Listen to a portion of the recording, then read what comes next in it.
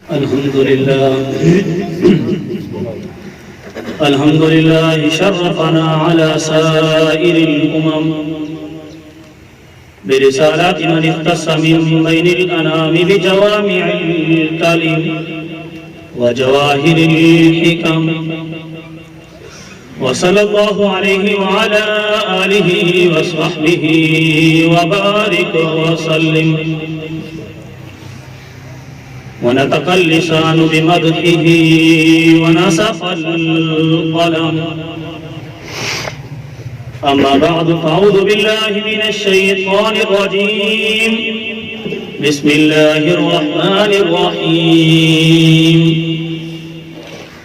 لقد من الله على المؤمنين إذ بعث فيهم رسولا من أنفسهم يتلو عليهم آياته ويزكيهم ويعلمهم الكتاب والحكمة. صدق الله العظيم وصدق رسوله النبي الكريم، ونحن على ذلك لمن الشاهدين والشاكرين، والحمد لله رب العالمين.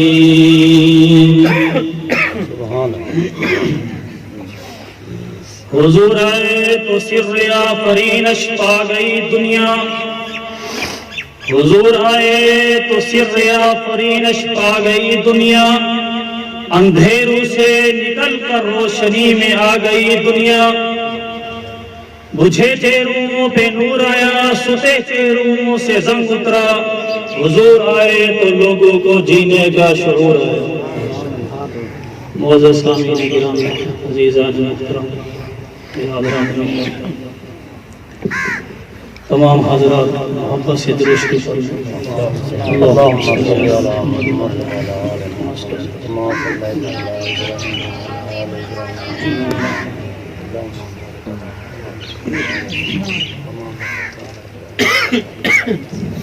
آپ حضرات کے سامنے قرآن پاک کی آیت تلاوت کی ہے.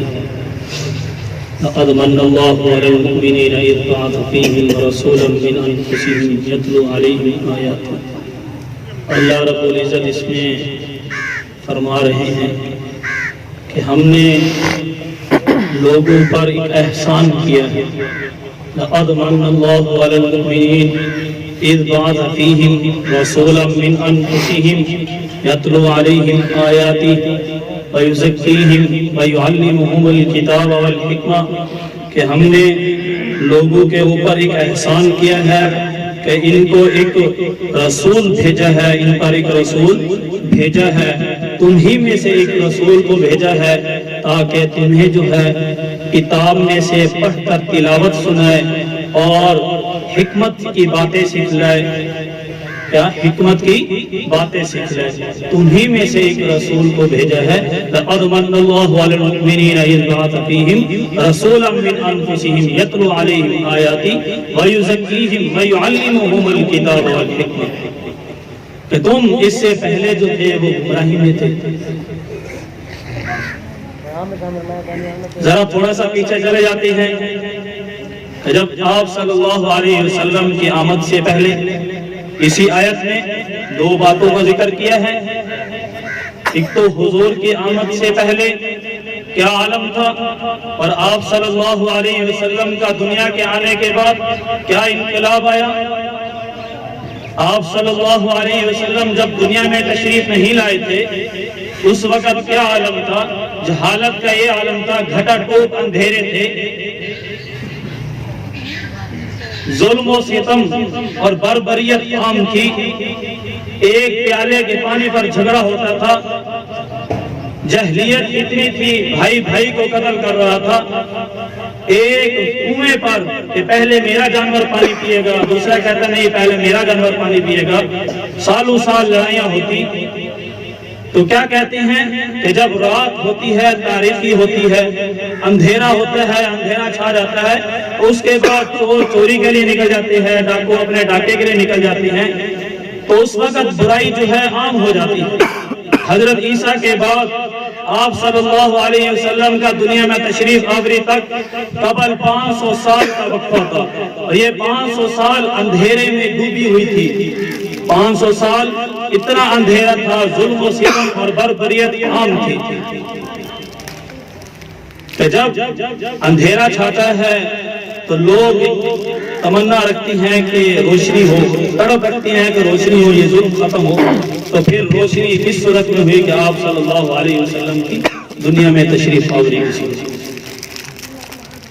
آپ صلی اللہ علیہ وسلم جب دنیا میں تشریف لائے اس وقت پھر کیا عالم تھا کہ جب جہالت کے دور میں لوگ اپنی بیٹیوں کو زندہ درگور کر دیتے تھے، تو بعد میں جب نبی کریم صلی اللہ علیہ وسلم کے سامنے ایک صحابی بیٹھا ہوا تھے تو بچی کھیل رہی تھی ان کے سائڈوں پہ اور پیار کر رہی تھی اپنے والد سے۔ آپ صلی اللہ علیہ وسلم نے پوچھا تو اتنی بچی سے پیار کیوں کرتا ہے؟ بتایا کہ زمانہ جاہلیت میں نے 8 بچیاں اپنے ہاتھ سے درگور کی۔ رحمت کائنہ صلی اللہ علیہ وسلم کے دربار پہ ایک دفعہ صحابی بیٹھے ہوئے تھے، اور ایک شخص آیا، کہا آپ صلی اللہ علیہ وسلم کو کہ اگر میں ایمان لے آؤں، کلمہ پڑھ لوں تو کیا میرے سارے گناہ معاف ہو جائیں گے؟ کیا میرے سارے گناہ معاف ہو جائیں گے؟ آپ صلی اللہ علیہ وسلم نے فرمایا بتاؤ تو صحیح کس طرح کہ قتل کیا ہے تم نے؟ کہا نہیں میں نے قتل بھی نہیں کیا، اس سے بھی بڑا گناہ ہے۔ چوری کی ہے؟ نہیں، اس سے بھی بڑا گناہ ہے۔ ڈاکہ ڈالا ہے؟ نہیں، اس سے بھی بڑا گناہ ہے۔ جھوٹ بولا ہے؟ نہیں، اس سے بھی بڑا گناہ ہے۔ آپ صلی اللہ علیہ وسلم نے فرمایا بتاؤ کون سا گناہ ہے تمہارا اتنا بڑا؟ کہا کہ جب میں سفر پر جا رہا تھا، تجارت کے سفر پر، زمانہ جاہلیت میں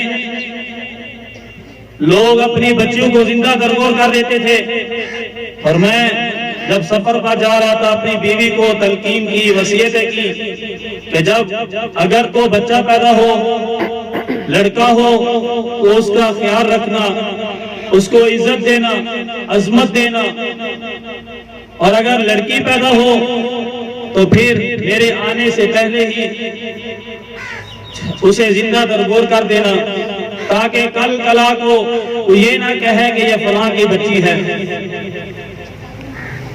تو جب وہ شخص سفر تجارت پر گیا، اس کے بعد کچھ عرصے کے بعد 2-3 سال کے بعد واپس آیا تو کیا دیکھتا ہے اس کے گھر کے صحن میں بچی ٹہر رہی ہے، کھیل رہی ہے۔ دیکھتا ہے اسے، وہ کھیلتی ہے، بڑی پیاری لگتی ہے، بڑی اچھی لگتی ہے۔ رات ہوتی ہے، بیوی سے پوچھتا ہے یہ بچی کن کی ہے؟ پہلے تو یہ تصور کیا کہ شاید کسی ہمسایوں کی ہے۔ پوچھا کہ بچی کس کی ہے؟ بیوی نے بتایا سچ سچ بتا دوں، کچھ کہو گے تو نہیں؟ کہا نہیں، بتا دیں آپ۔ کہا کہ یہ بچی تمہاری ہے، جب تو سفر پر چلا گیا تھا اس کے بعد یہ بچی پیدا ہوئی، میں نے کہا میں اسے بھی درگور کر دوں، اور تو بھی نہ ہو تو پھر میرا سہارا کون بنے گا؟ رات کو میں اس کو اپنے سینے کے اوپر لٹا کر سو جاتی، اس سے پیار کرتی۔